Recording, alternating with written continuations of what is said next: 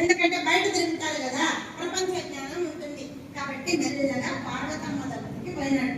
పోయి ఆమెతో చెప్తున్నాడు ఏమని, ఏం చేశాడంటే ఇద్దరి మధ్య చిచ్చు పెడదాం అనుకున్నాడు. వాళ్ళెవరు?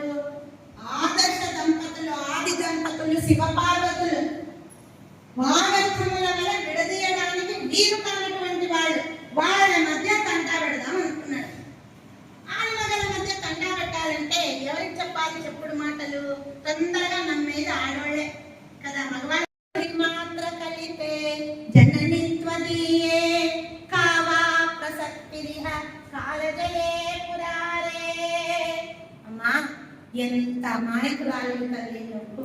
మీ ఆయన్ను ఎంత నమ్మినా తల్లి నువ్వు. ఆయన బోళాశంకరుడు అనుకుంటున్నావా? కాలాంతకుడు తల్లి. అందరికీ చెప్పడానికి నేను నా భార్యకు సగం దేహం ఇచ్చేశాను, నేనంతా ఆమెకు సగం అన్ని సగం రైట్స్ హక్కులు ఇచ్చేసాను అని ప్రకటిస్తాడు. కానీ ఆయన నీకు ఇచ్చిండేదేంటి? ఎడమ పార్ట్. ఆయన పెట్టుకునేదేంటి? కుడి పార్ట్. సరేలే పోనీ, మీరు అగ్రిమెంట్ రాసుకున్నారు. ఎడమ భాగం అంతా పార్వతి, కుడి భాగం అంతా పరమేశ్వరుడు అని రాసుకొని రిజిస్టర్ కూడా చేసుకున్నారు కదా. మరి ఆయన ఏం చేశాడు? మన్మథుడిని కాల్చి బూడిద చేశాడు. ఎట్లా? ఏం ఆయుధం ఆయనకు? మూడో కన్ను తెరిచాడు. మూడో కన్ను తెరిచి కాల్చి బూడిద చేశాడు. మూడో కన్ను ఎక్కడుంది? దేహంలో నుదుట మధ్య ఉంది. మధ్య ఉన్నటువంటిది ఇద్దరికి చెరిసగం కావాలి కదా కన్ను. కానీ ఆ మొత్తం క్రెడిట్, మన్మథుడిని జయించిన క్రెడిట్ అంతా తన అకౌంట్ లోనే వేసుకున్నాడు. మదనాంతకుడు కాముని గెలిచిన వాడు అని చెప్పి తన క్రెడిట్ కొట్టేసి, ఒక్కరైనా అయ్యో పార్వతికి కూడా అందులో భాగం ఉంది అని అంటున్నారా? అనడంలా. పోన్లే, అదంటే పోనీ సగమే నీకు క్రెడిట్. ఇంకొక ఉదాహరణ చెప్తాను చూడు. ఇవి రెండు చాలు, మర్చుకో. నీవు ఆయన ఎంత కాలాంతకుడో గమనించడం. కాలాంతకుడు అంటే రెండు అర్థాలు ఉన్నాయండి. కాలుడు అంటే యముడు, యముడిని జయించిన వాడు అని ఒక అర్థం. కానీ మన వ్యవహారంలో కాలాంతకుడు అంటే చాలా మాయల మారి కపటి అని అర్థం వస్తుంది. సరే, ఇంకొక ఉదాహరణ ఏం చెప్తున్నాడు ఆయన? మార్కండేయుని కథ గుర్తు తెచ్చుకోమ్మా నువ్వు. మార్కండేయునికి అల్ప ఆయుర్దాయంతో జన్మించినాడు ఆయన. ఆయన ఆయుర్దాయం పూర్తయ్యేటప్పటికి యమధర్మరాజు డ్యూటీ చేయాలి కదా, మృత్యుపాసం తీసుకొని బయలుదేరాడు. ఈయనపై మార్కండేయుడు శివాలయంలో, జాగ్రత్తగా వినండి, శివుని విగ్రహాన్ని చుట్టుకున్నాడు. శివుని విగ్రహంలో నువ్వు కూడా ఉన్నావు కదా తల్లి అంటే మీ ఇద్దరిని ఆశ్రయించినాడు. అప్పుడు ఇమీడియట్ గా కైలాసం నుంచి దిగి వచ్చినాడు మీ ఆయన. అంటే మీ ఆయన వచ్చినాడంటే నువ్వు కూడా వచ్చినట్లే కదా. ఇద్దరు వచ్చినారు. వచ్చి ఎడమ కాలితో ఆ యముడిని ఒక్క కన్ను తంతే ఆయన పోయి ఎక్కడ పడినాడు? యమలోకంలో పడినాడు. ఇంకా రాను బాబు నీ భక్తుల జోలికి అని చంపలేసుకున్నాడు కదా. ఆయన తన్నింటే దేంతో? ఎడమ కాలు. ఎడమ కాలు ఎవరిని? పార్వతి. దానిపైన మీ ఆయనకి ఏం హక్కు? పోనీ ఆ మూడో కన్నులో అన్నా కొంచెం సగ భాగం హక్కు ఉంది, దీంట్లో ఏం హక్కు ఉందమ్మా? పాపము ఈ కథ వినేది పార్వతి కాబట్టి, భర్త పట్ల అతి భక్తి కలది కాబట్టి, సాధ్యమని కాబట్టి సరిపోయింది. కానీ మా ఈ కాలం వాళ్ళకి ఎవరికన్నా ఇట్లా చెప్పింటే పచ్చని కాపురంలో చిచ్చు పెట్టినట్టే కదా. ఆ విధంగా ఇంకొక కవి ఉన్నాడు. సరే, మీకు ఎప్పుడు టైం అయింది అంటే అప్పుడు నేను చాలిస్తాను.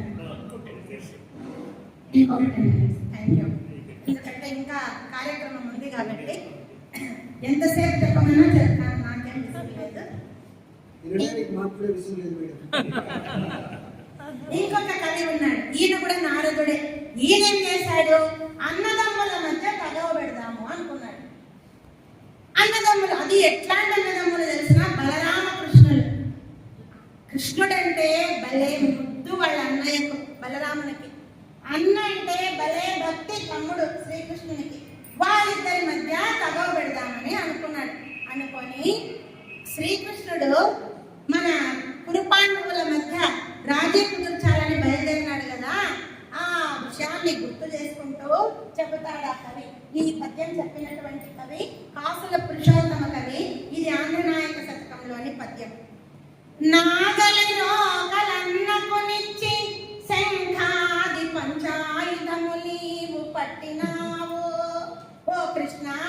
ఎంత గొప్పగా బాగా పరిష్కారాలు చేస్తున్నావయ్యా నువ్వు. మీ అన్నయ్యకి ఏమి ఇచ్చినావు? నాగలి, రోకలి, మొరటు ఆయుధాలు ఆయనకు ఇచ్చి నీవేం చేశావు? శంఖం, చక్రం, గద, సారంగం, చాపం ఇవన్నీ నీవు తీసుకున్నావు పంచాయుధాలు. పోన్లే అనుకుంటే నెక్స్ట్ ఏం చేశావు? తాటికోతల పెద్ద తెట్టించి గరుడ ధ్వజం వీవు పట్టినావు. ఆయన తేపు రథానికేమో తాటి చెట్టు గుర్తు. బలరాముడు వస్తున్నాడు అంటే తాటి చెట్టు తాళధ్వజుడు అని, నీవు గరుడ ధ్వజుడు అంటే నీ గరుత్మంతుడిని వినతాసుకుడైనటువంటి ఆ దేవతా పక్షిని నీ తేరు కట్టుకున్నావు. ఎంత చక్కగా న్యాయంగా బాగా పరిష్కారాలు చేసావు. వెలరాని కలవో నివలువ అన్నకు నిచ్చి కనకాంబరం వీవు కట్టినావు. బలరాముడికి ఒక నల్లటి మొరటు పంచ. ఆయన ఎప్పుడు చూడు ఆయన నీలాంబరుడు అంటే నల్లటి వస్త్రం కట్టుకొని ఉంటాడు. అది ఆయన మొహానికి పడేసి నీవు పట్టు పీతాంబరాలు, వాటికి బంగారు జడి అంచు ఉండేటువంటి పట్టు పీతాంబరాలు తప్ప వేరే కట్టావు నువ్వు. మధ్యమగ్రజునకు మత్తిల త్రావించి జున్ను పాల్ మీగడల్ జుటినావు. ఇంకా అన్నం తాగడానికి ఏమిచ్చినావు? మద్యం. ఆయన మదిరాపాన మద్దుడు బలరాముడు. అదొక్కటే ఆయనకున్న బలహీనత. అందుకు నువ్వు ఆయనను తాగు తాగు అని బాగా ఎంకరేజ్ చేసి మద్యం తాగించి ఆయన ఎప్పుడు ఆ మత్తులో ఉండనిచ్చి నీవు అందరిళ్లలోనూ పూరి జున్ను పాలు, మీగడ పెరుగు, పాలు జుర్రుకున్నావు నువ్వు. తగువరిలే అన్నదమ్ముల తగవు నీవ తీర్పవలే గాని వేరండు తీర్పగలనే చిత్ర చిత్ర ప్రభావ. ఆడిపోయిన వాడు రాముడు, ఆడి వెతకపోయిన వాడు హనుమంతుడు. వాడి అమ్మ మొగుడు ఆయన ఎవడు? వాయుపుత్రుడు. వాడి శృతిని కోసం కూర్చున్నాను అంటే మెజ్జి మీద గాలి కోసం కూర్చున్నాను పెట్టా చెప్పినటువంటి వివరణ అయిందన్నమాట. కవి చెవుడొక్క మాట కాకుండా మనం ఉండడం మంచిది కాదు కాబట్టి ఒక్క మాట. బ్రాహ్మణుడు బాగా సమాధానంతో రెడీగా ఉన్నారు. ఒక పేద బ్రాహ్మణుడు బాబు లోపలికి రావడానికి చెప్పుతూ ఉన్నాడు. రావచ్చా రాలేదా? నేను దానికి అర్హుండవు కాదు, ఆ పెద్దల మధ్య నేను ఎక్కడా అనేసి. అప్పుడు మన కవి చౌడప్ప గారు అక్కడికి వెళ్ళారు. వాడికి ఏమైనా సాయం చేస్తే చేయాలి, తప్పులు పట్టడం మంచిది కాదు.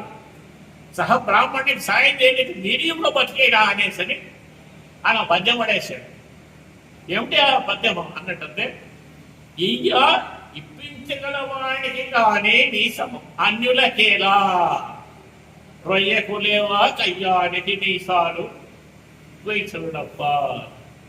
ఇయ్యాలి లేదంటే వేరే వాళ్ళతో ఇప్పించాలి.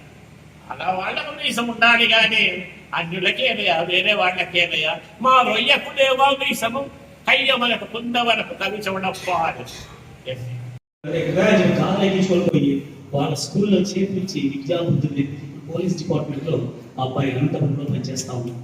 ఇదే ఎన్నున్నాయి చూసి విజ్ఞానేశ్వర గారు చేస్తాం. ఇంకా కాపీ ఉచితంగా ఇస్తున్నాడు చూడండి, సొంత ఖర్చుతో పెంచి ఉచితంగా ఇస్తున్నాడు ఆ అబ్బాయి. ఎట్లా హృదయంలో శ్రీరాముని హృదయంలో నిలుపుకున్నాడు. చిన్నతనం నుంచి తను పెంచి పోషించి చదువు చెప్పినటువంటి పెండేకర్ణి వెంకట సుబ్బయ్య గారిని గుండెల్లో దాచుకున్నాడు. ఆ అబ్బాయి వైశ్యుడు కాదు, నిమ్న కులానికి చెందినవాడు. అతను పోయిన సంవత్సరం గురు పౌర్ణమి రోజు ఇంటికి వచ్చి మా దంపతులిద్దరికి నమస్కారం చేసి, అమ్మ నాదొక కోరిక, పెండేకర్ణి వెంకట సుబ్బయ్య గారి జీవిత చరిత్ర మీరు రాస్తే నేను ప్రచురిస్తాను. ఈమె కష్టపడి 3 మాసాలు చాలా కుటుంబ సభ్యులు కూడా పెద్దగా ఏం సాయం చేయాలని విషయాలు ఎవరు ఏం చెప్పవు. మేమే ఏదో నానావస్థ పడి సంపాదించి ఇవ్వడము. ఆమె రాస్తే ప్రచురించి జూన్ 18వ తేదీ పెండేకర్ణి వెంకట సుబ్బయ్య గారి జన్మదినం రోజు ఆయన స్వగ్రామం దగ్గర సంజామ దగ్గర బనగానపల్లిలో వారి పెండేకర్ణి పబ్లిక్ స్కూల్ వైస్ ప్రిన్సిపల్ గా చాలా కాలం పనిచేశాను. ఆ పుస్తకము ఆవిష్కరింపబడింది. నేను ఒక ఊరిలో చాలా ప్రసిద్ధి పొందిన ఊరు, వైశ్య ప్రముఖులు చాలా మంది ఉంటారు. అక్కడ ఆ వైశ్య సంఘానికి సంబంధించిన జనరల్ సెక్రటరీ గారిని కలిసి, అయ్యా ఒక నిమ్న కులానికి చెందిన వాడు వారి యొక్క జీవిత చరిత్రను వెలుగులోకి తెచ్చినాడు. రచయితని సన్మానించమని నేను అడగను. ఆ అబ్బాయిని మీరు ఒకరోజు సన్మానించండి. చేతి నుంచే డబ్బు ఖర్చు పెట్టి 3 లక్షలు 4 లక్షలు ఖర్చు పెట్టి సభలో వచ్చిన వ్యక్తులందరికీ భోజనాలు కూడా ఏర్పాటు చేసినాడు అని చెప్తే ఆలోచిద్దామండి అన్నారు. అంటే ఇది మీకు ఎందుకు చెప్తున్నానంటే, మనకు తెలియని మహనీయులు మనలో ఎంతో మంది ఉంటారు అని చెప్పాను. ఇకపోతే సమయం ఎక్కువ వృధా చేయకుండా, మనకు మామూలుగా భారతీయులకి ఈ ఇంగ్లీష్ వాళ్ళు అంటే చాలా గౌరవం. తెల్ల చర్మం ఉంటుంది వాళ్ళకి, మనకి నల్ల చర్మము అనేది. అనంతపురం రైల్వే స్టేషన్లో ఒక ఆయన పనిచేస్తా ఉన్నారు, దాదాపు బ్రిటిష్ వాళ్ళ కాలంలో అనమాట. అతను చాలా సిన్సియర్ ఉద్యోగి, బాగా అకౌంట్స్ బాగా రాస్తాడు. ఒకసారి సికింద్రాబాద్ నుంచి ఒక పెద్ద ఆఫీసర్ ఇంగ్లీష్ దొరగారు ఇన్స్పెక్షన్కి వచ్చారు. వరుసగా ద్రోణాచలము, గుంతకల్లు అన్ని రైల్వే స్టేషన్ చూసుకుంటూ అనంతపురం కూడా వచ్చారు. వచ్చి ఆయన అన్నీ చూస్తే మిగతా స్టేషన్లలో అంతా కూడా ఏదో లోపం కనిపిస్తూ వచ్చింది. అనంతపురంలో లెక్చర్స్, ఫోలియోస్, అకౌంట్ బుక్స్ అన్ని పర్ఫెక్ట్ గా మెయింటైన్ చేశాడు ఈ క్లార్క్ భారతీయుడు. ఆయన చాలా సంతోషంగా పిలవమన్నాడు. వస్తుంది భుజం తట్టి you have made a good job అన్నాడు. ఉబ్బి తబ్బిపోయినాడు అనమాట. మేక్ అంటే చేయడం, మేడ్.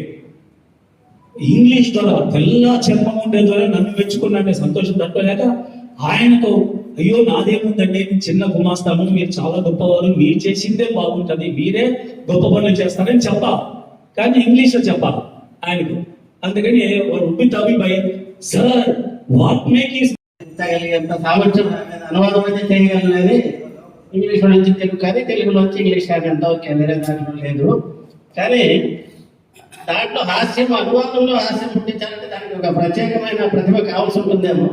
నేను దానికి తయారుగా రాలేదు, క్షమించాలి. కాకపోతే ఒక 4 జోకులు నేను విన్నవి, ఏదో నా మనసుకు తట్టినవి ఒక 4 జోకులు చెప్పాను. అందుకే నేను 10 నిమిషాలే అడిగాను. నాకు 10 నిమిషాల సమయం అయితేనే మీరు చెప్పగలుగుతాను అని చెప్పాను. వాళ్ళు దయతో అంగీకరించారు ఉమామహేశ్వరన్ గారు, మిత్రులారా. కాకపోతే మేడం గారు ముందు చెప్పాల్సిన విషయం ఏంటంటే, ఒక మంచి శోభేకమైన భోజనం తిన్న తర్వాత దాన్ని తినడానికి కొంచెం టైం పడుతుంది. గంటలో తినేవాళ్ళ బట్టి పార్టీ చేసుకుంటారో ఏమో మరి వాళ్ళ బట్టి. దాని తర్వాత ఒక కిళ్ళి వేసుకోవడం మంచిది అనిపిస్తుంది. ఆ కిళ్ళి అయితే అంత టైం పడుతుంది, చాలా బ్రీఫ్గా ఉంటుంది. అలాగే ఆయన మంచి ఉపన్యాసాలు విన్న తర్వాత చిన్న కొంతసేపు నేను కూడా మాట్లాడతాను. దీంట్లో ముఖ్యమంటే వర్తమాన విషయాల గురించి, వర్తమాన మనం మేడం వాళ్ళు చెప్పినవన్నీ కాలాతీతమైన ప్రతి కాలానికి వర్తించే విషయాలు, మన సంస్కృతి సాంప్రదాయాలకు సంబంధించిన విషయాలు ఇవన్నీ చెప్పారు. కాబట్టి వర్తమానంలో కొన్ని విషయాలు కూడా మనం జ్ఞాపకం చేసుకుంటే బాగుంటుంది అనుకుంటున్నాము. మొదటి ఏమంటే ఏమనుకుంటే, నాకు జ్ఞాపకశక్తి కొంచెం తక్కువ. జ్ఞాపకశక్తి గురించి ముందు చెప్తాను. ఏమంటే ఒక తాతగారు భార్యను, అంటే ఒక మనుడు ఊరి నుంచి వచ్చాడు. తాతగారు ఏం చేస్తున్నారంటే, అమ్మ మనం దాన్ని ప్రియురాల వేసి ఇట్లా సంబోధిస్తూ ఉన్నాడంట. మనవాడికి ఆశ్చర్యమైంది. చక్కగా కూర్చోపోయి, తాత ఏం సరిస్తున్నాము, మీకు ఎప్పుడు లేదు, 2-3 రోజుల నుంచి చూస్తున్నా, ఎప్పుడు లేదు ఏంటి ఇట్లా, ఇంతకుముందు ఎప్పుడు లేదు, అంత ప్రేమ ముట్టుకొచ్చింది ఆ అమ్మ మీద అంటే, ఒరే ఎవరితో చెప్పొద్దురా, మతి మరపు ఎక్కువైంది, మీ అమ్మ పేరు